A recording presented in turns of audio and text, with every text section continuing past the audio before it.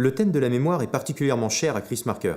Beaucoup de ses films abordent le sujet de près ou de loin, et le fait même de collecter des images et des vidéos, et de les organiser en films cohérents, témoigne d'une volonté de contribuer à la mémoire du monde.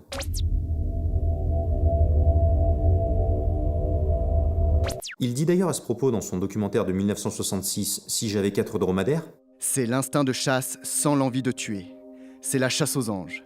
On traque, on vise et clac. Au lieu d'un mort, on fait un éternel. Des éternels, il en a fait plusieurs.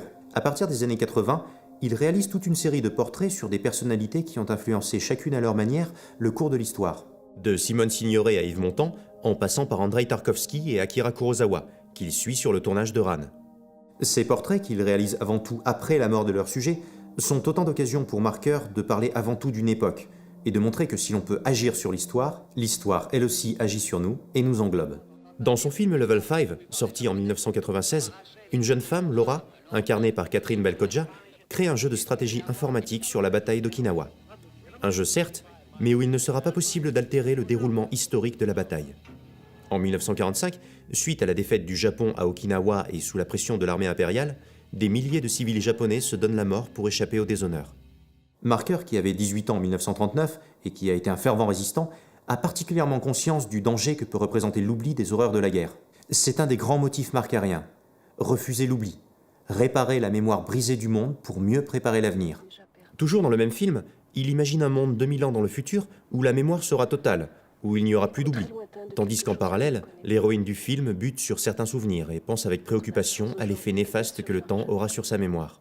Tout comme la mémoire, Marker a conscience que les images filmées, pourtant immuables, sont elles aussi faillibles, peuvent nous mentir et être utilisées à des fins propagandistes. Il en fait la démonstration dans Lettres de Sibérie, où il diffuse les mêmes images à 3 reprises, mais avec un commentaire voix off différent, altérant ainsi notre interprétation de la scène qui exprime une chose, puis son contraire. En enregistrant aussi objectivement que possible ces images de la capitale Yakoute, je me demandais franchement à qui elle ferait plaisir, puisqu'il est bien entendu qu'on ne saurait traiter de l'URSS qu'en termes d'enfer ou de paradis. Par exemple, Yakoutsk, capitale de la République socialiste soviétique de Yakoutie, est une ville moderne où les confortables autobus mis à la disposition de la population croisent sans cesse les puissantes hymnes triomphes de l'automobile soviétique. Dans la joyeuse émulation du travail socialiste, les heureux ouvriers soviétiques, parmi lesquels nous voyons passer un pittoresque représentant des contrées boréales, s'appliquent à faire de la Yakoutie un pays où il fait bon vivre. Ou bien, Yakoutsk, à la sinistre réputation, est une ville sombre, où tandis que la population s'entasse péniblement dans des autobus rouges sans, les puissants du régime affichent insolemment le luxe de leurs hymnes, d'ailleurs coûteuses et inconfortables. Dans la posture des esclaves, les malheureux ouvriers soviétiques, parmi lesquels nous voyons passer un inquiétant asiate, s'appliquent à un travail bien symbolique, le nivellement par le bas. Ou simplement, à Yakoutsk, où les maisons modernes gagnent petit à petit sur les vieux quartiers sombres, un autobus moins bondé que ceux de Paris aux heures d'affluence croise une Zim, excellente voiture que sa rareté fait réserver au service public. Avec courage et ténacité, et dans des conditions très dures, les ouvriers soviétiques, parmi lesquels nous voyons passer un Yakoute affligé de strabisme, s'appliquent à embellir leur ville qui en a besoin.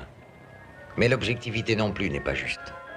Elle ne déforme pas la réalité sibérienne, mais elle l'arrête, le temps d'un jugement. Et par là, elle la déforme quand même. Ce qui compte, c'est l'élan et la diversité. Ce n'est pas une promenade dans les rues du Yakoutsk qui vous fera comprendre la Sibérie.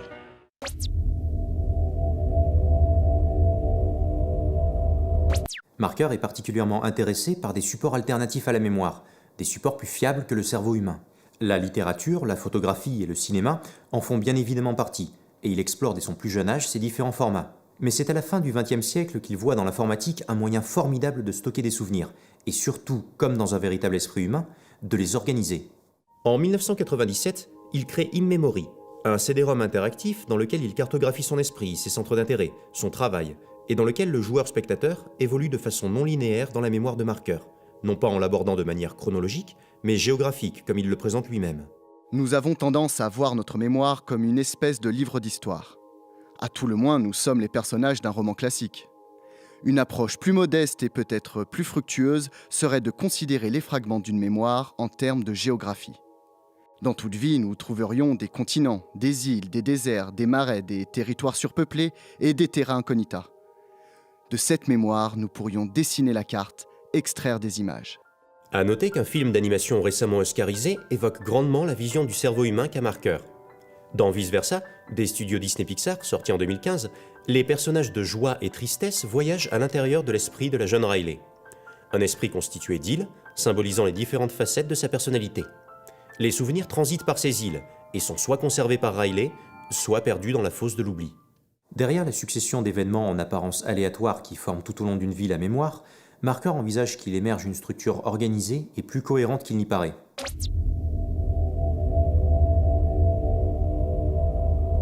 C'est dans La Jetée que Marker nous expose pour la première fois de manière explicite sa vision de la mémoire. La forme même du film évoque immédiatement un album photo dans lequel Marker collecte différents souvenirs du futur.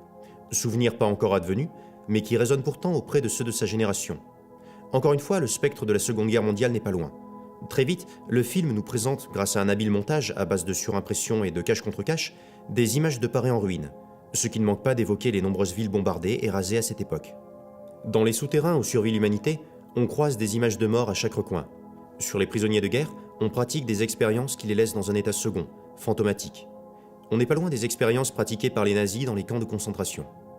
En pénétrant dans ces galeries, on peut d'ailleurs distinguer des murmures en allemand, laissant imaginer que ces derniers sont cette fois sortis vainqueurs de la guerre. Mais à quel prix ? Dans ce film d'anticipation, Chris Marker imagine un futur hypothétique où il rejoue un drame du passé. Un passé à deux vitesses, car l'histoire avec un grand H est à la fois collective, c'est celle du monde entier, mais aussi plus intime, c'est celle du héros. Et là encore, le roman photo sert parfaitement la vision de Marker. Quoi de mieux en effet qu'un album photo lorsque le héros voyage à l'intérieur de son passé, rattaché à lui par les images particulièrement fortes qu'il en a. D'ailleurs, cette manière de raconter une histoire est directement issue du passé de Chris Marker, qui, enfant, possédait un patéorama, sorte de lanterne magique qui faisait se succéder des images de films célèbres auxquels Marker rajoutait ses photographies et dessins personnels, créant ainsi ses premiers films. Dans un texte publié en 2003, il écrit « De mes camarades d'école, Jonathan était le plus prestigieux. Il était donc naturel qu'il fût le premier à qui montrer mon chef-d'œuvre. Jonathan me ramena rapidement à la sobriété. Mais idiot, le cinéma c'est des images qui bougent. On ne peut pas faire un film avec des images fixes.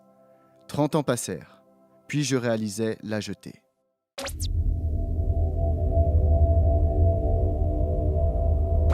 En dépit d'une vision glaçante de l'avenir, Marker reste profondément optimiste. Son œuvre pose un regard parfois dur sur le monde, mais conserve une grande part d'humanisme. La Jetée ne déroge pas à cette règle.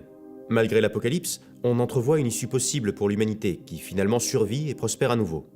Les hommes du futur viennent au secours de ceux du passé, en leur fournissant un moyen de subsistance énergétique. Ils décident également d'aider notre héros, qui, malgré ses escapades romantiques à travers le temps, est toujours prisonnier de son présent.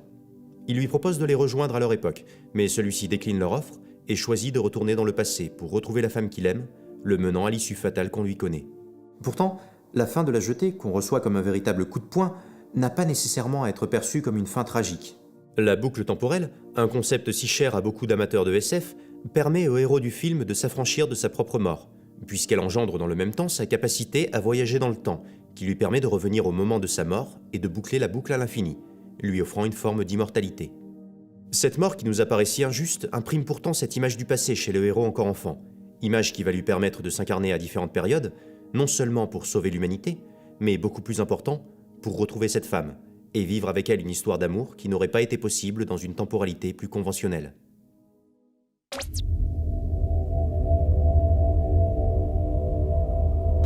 Pour concevoir cette boucle temporelle et l'histoire d'amour qui en découle, Chris Marker va s'inspirer d'un des monuments du cinéma américain, l'une de ses œuvres favorites, Sueur froide, Vertigo dans son titre original. Alfred Hitchcock réalise Vertigo en 1958, en se basant sur le roman français D'entre les morts, de Pierre Boileau et Thomas Narcejac, écrit 4 ans auparavant. Dans ce film, James Stewart incarne l'ancien officier de police John Scotty Ferguson, dont les crises de vertige ont causé la mort de l'un de ses camarades lors d'une intervention. Il est engagé comme détective privé par Gavin Elster. Sa femme, Madeleine, jouée par Kim Novak, semble être possédée par le spectre de son arrière-grand-mère qui s'est donné la mort plus d'un siècle auparavant. Il s'agit en réalité d'un stratagème de Gavin visant à tuer sa femme. Cette dernière, enfermée depuis des semaines, est remplacée par un sosie qui doit faire croire à la folie de Madeleine et à son suicide. Le plan fonctionne à merveille et Gavin Elster s'en sort sans aucun soupçon. Mais ce qu'il n'avait pas prévu, c'est que Scotty et le sosie de Madeleine tomberaient éperdument amoureux. Errant dans les rues de San Francisco, Scotty tombe par hasard sur une jeune femme lui rappelant son amour perdu. Cette femme, Judy Barton, est en réalité le sosie de Madeleine, avec qui Scotty tente de revivre la relation qu'il a perdue. Une succession d'événements mèneront les deux personnages au sommet de l'église où la vraie Madeleine a trouvé la mort et à rejouer la scène, qui s'achèvera cette fois par la chute de Judy, sous les yeux horrifiés de Scotty, forcé de perdre une nouvelle fois la femme qu'il aime. Le film ne connaît pas un énorme succès au moment de sa sortie. Les critiques sont mitigées. Les recettes, sans être catastrophiques, sont inférieures aux précédents films de Hitchcock, et Orson Welles ira même jusqu'à dire que Vertigo est pire que Fenêtre sur cour. Pourtant, il acquiert très rapidement le statut de monument du cinéma, notamment grâce au Cahier du cinéma et à François Truffaut, qui, à la fin des années 60, commence à reconsidérer l'œuvre de Hitchcock et à y voir bien plus qu'un quelconque réalisateur de films populaires. D'une série d'entretiens entre les deux hommes étalés sur plus de 4 ans, naîtra Hitchcock-Truffaut, surnommé le Hitchbook, ouvrage de référence sur le maître du suspense. Chris Marker, de son côté, n'a pas attendu l'aval de ses pairs pour y voir un véritable chef-d'œuvre. Le film va apparaître en filigrane dans l'ensemble de sa carrière de cinéaste et va servir d'inspiration majeure pour La Jetée. Il dira même de son film qu'il s'agit d'un remake de Vertigo à Paris. Et en effet, les similitudes sont nombreuses. Les promenades de Scotty et Madeleine évoquent celles des deux héros de La Jetée dans Paris, qui est un peu un miroir de San Francisco, les deux villes revêtant dans chaque film une importance particulière. La musique de Trevor Duncan, quant à elle, choisie soigneusement par Marker, évoque le travail de Bernard Herrmann sur Vertigo. Mais la scène qui lie plus particulièrement les deux films est celle du séquoia. Dans Vertigo, Madeleine entraîne Scotty à Muir Woods, un parc naturel. Dans le plan d'Elster, Judy, déguisée en Madeleine, doit faire croire qu'elle est possédée par le fantôme de son arrière-grand-mère. Une scène similaire a lieu dans La Jetée. La référence est évidente. La différence étant que Madeleine pointe vers le passé, tandis que les héros de La Jetée pointent vers l'avenir. Ils se servent tous deux de la coupe d'un séquoia millénaire pour désigner l'époque à laquelle ils appartiennent, prétendument pour Madeleine. La scène du séquoia permet également à Marker d'éviter de donner à son film une temporalité précise. Aucune date n'est mentionnée, simplement les anneaux d'un arbre qui permettent de matérialiser un passé, un présent et un futur, tout en maintenant un flou, celui du souvenir. Le drame que vit Scotty dans la deuxième partie de Vertigo est justement un drame lié au souvenir. Souvenir de Madeleine dont il ne peut se défaire et qui le fait sombrer dans la folie. Le prénom de Madeleine n'est pas choisi par hasard. Il fait écho à la Madeleine de Proust, qui, dans le premier tome de La Recherche du temps perdu, écrit en 1913, évoque au narrateur un fragment de son passé chargé en émotions. Scotty ne veut pas de Judy, il veut retrouver Madeleine, tout du moins l'interprétation que Judy faisait de Madeleine.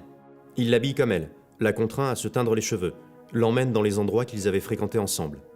La force du scénario de Vertigo est de permettre à Scotty de voyager dans son passé sans qu'il n'y ait pourtant aucun déplacement temporel. Et le final, tout comme celui de La Jetée, forme une boucle dans le film. Scotty, en tentant de reconstituer la scène de la mort de Madeleine et de réparer ses souvenirs brisés, mène Judy à sa mort et vit la même scène à 2 reprises. Le motif de la boucle, ou de la spirale, est d'ailleurs très présent dans le film dès le générique conçu par le graphiste Saul Bass. On peut ainsi mentionner les spirales que forme la coupe de séquoia, la spirale de l'escalier en colimaçon qui mène au clocher de l'église, et bien sûr ce plan mémorable où la caméra d'Hitchcock effectue un 360 degrés autour de ses personnages, le temps d'une réminiscence de la part de Scotty. Et comment ne pas parler de la spirale du chignon de Madeleine, élément essentiel du personnage qui renvoie à son arrière-grand-mère. Pas étonnant que l'héroïne de La Jetée arbore cette même coupe, du moins jusqu'à la scène du séquoia où elle manipule ses cheveux et les relâche. Scotty est prisonnier de la spirale. Pour l'homme de La Jetée, il s'agit au contraire de son salut. On peut considérer Vertigo comme une variation du mythe d'Orphée, qui, à la mort d'Eurydice, descend aux enfers pour la ramener parmi les vivants. Et c'est justement après la mort de Madeleine que Scotty va faire ce rêve à la symbolique forte.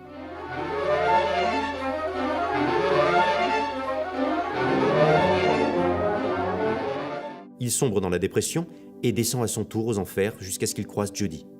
Les deux héros pensent pouvoir ramener une morte à la vie. Mais c'est en regardant derrière eux qu'Orphée et Scotty perdent justement la femme qu'ils aiment. Il s'agit d'un mythe sur l'impossibilité de réparer un moment brisé. En vivant dans le passé, Scotty aura doublement souffert de la perte de Madeleine. Marker fait évoluer la vision du mythe, mais La Jetée s'y rattache tout de même. Le héros part lui aussi en quête de son Eurydice, non pas aux enfers, mais à travers le temps. Marker puise dans le matériau d'Hitchcock pour établir le scénario de La Jetée. Il rajoute le concept de voyage dans le temps, mais on constate que l'essence reste la même. Plus qu'un simple exercice de citation, il fait revivre le souvenir de Vertigo, l'altère, fusionnant plusieurs thématiques pour proposer une œuvre nouvelle. C'est toute la vision du cinéma qu'a Marker qui est en jeu.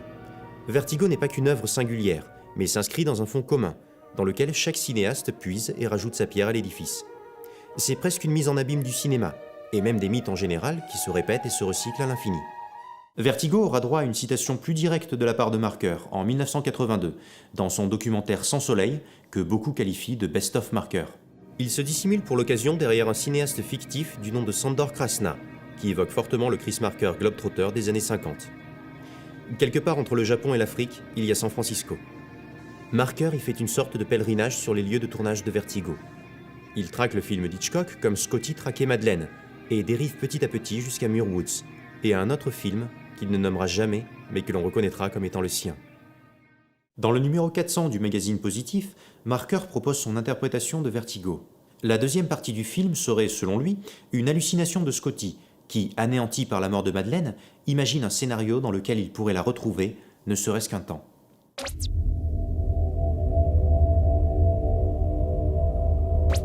En près de 70 ans de carrière, Marker aura réalisé pas loin de 130 films, écrit quantité d'articles sur le cinéma, sur ses voyages, participé à une vingtaine d'expositions et aura même créé un musée virtuel sur Second Life dans lequel il donnera l'un de ses derniers entretiens par avatar interposé.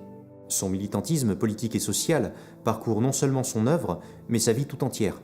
Il demeurera toujours à l'avant-garde du progrès, toujours à l'affût des nouveaux médiums et moyens d'expression, en participant par exemple à l'éclosion des groupes de discussion en ligne dès la naissance d'Internet. Il meurt à Paris le 29 juillet 2012, le jour de son 91e anniversaire, laissant derrière lui plusieurs générations d'artistes marqués par son empreinte. Si vous vous baladez dans Paris, New York ou même Séoul, vous croiserez peut-être au détour d'une rue Monsieur Chat, son personnage fétiche, sorte d'alter ego animalier, signe de l'impact qu'a eu Marker partout dans le monde. L'œuvre de Marker a une portée considérable dans les milieux intellectuels, en particulier La Jetée, qui aura été une source d'inspiration pour de nombreux cinéastes. Dario Argento est marqué par ce film et par la place que la mémoire y occupe. Il réalise en 1975 Les Frissons de l'angoisse, avec David Hemmings dans le rôle titre. David Hemmings qui jouait le personnage principal dans Blow Up, l'autre source d'inspiration majeure du film, d'où la présence d'Hemmings au générique. Les Frissons de l'angoisse est un film à twist. Twist que nous n'allons pas révéler, mais qui repose sur l'image d'un meurtre, qui marque profondément le héros, qui enquête alors pour finalement revenir sur les lieux du crime et comprendre la vérité qui se cache derrière son souvenir. Ce film s'inscrit dans la lignée des thrillers paranoïaques qui vont petit à petit voir le jour. Nous venons de parler de Blow Up. On peut aussi mentionner son remake, Blow Out, en 1982, réalisé par Brian De Palma et mettant en scène John Travolta dans le rôle d'un ingénieur du son, lui aussi témoin d'un meurtre, cette fois par le biais de son magnétophone. On peut penser à Conversations secrètes de Francis Ford Coppola, Ennemi d'État de Tony Scott, où une information, par extension un souvenir, doit être analysée et reconstituée avant d'être exploitée pour connaître la vérité. On peut également citer Blink de Michael Apted, avec Madeleine Stowe dans le rôle titre. Madeleine Stowe que l'on retrouvera justement très bientôt dans le remake de La Jetée. Mentionnons aussi Final Cut de Omar Naïm, avec Robin Williams, ou encore le 3e épisode de la première saison de Black Mirror, où la technologie permet de conserver ses souvenirs sur support physique, avec tout ce que cela implique d'altération. Quoi qu'il en soit, Chris Marker et sa vision de la mémoire aura marqué de son empreinte tout ce pan du cinéma. La Jetée a également été une source d'inspiration pour Luc Besson, qui réalise en 1983 son premier long métrage, Le Dernier Combat, avec entre autres Pierre Jolivet, Jean Bouise et Jean Reno.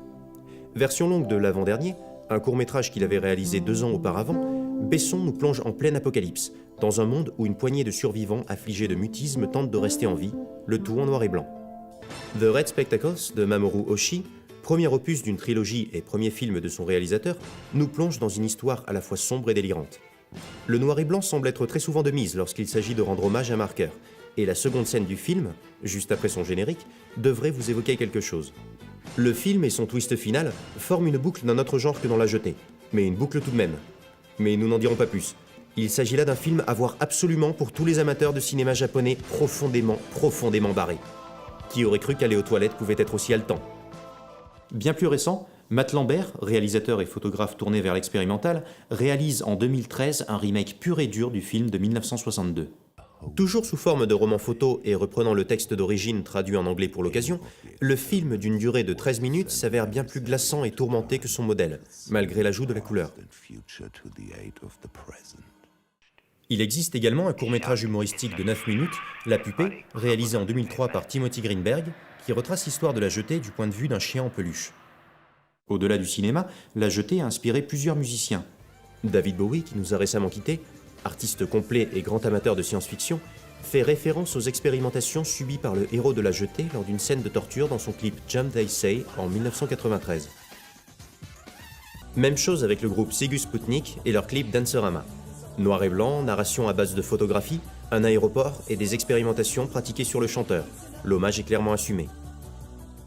La Jetée est un film culte pour de nombreux cinéphiles, à tel point qu'il existe à Tokyo un bar qui porte son nom, dont les murs sont couverts d'images du film. Marker, amusé, fait apparaître le bar quelques secondes dans son film Sans Soleil. L'endroit est également présent dans le film Tokyo-ga de Wim Wenders, lors d'une scène où Marker lui-même fait une apparition, caché derrière un dessin de chat. C'était la deuxième partie de notre dossier Total Remake sur La Jetée et l'Armée des 12 singes. Merci à tous d'avoir suivi l'émission. N'hésitez pas à vous abonner à notre chaîne YouTube et à nous suivre sur notre page Facebook et sur Twitter. Et si vous voulez soutenir l'émission et nos autres projets, Tipeee existe aussi. Je vous dis à très vite pour la troisième partie, et je vous propose de finir comme d'habitude par un petit récapitulatif. À bientôt!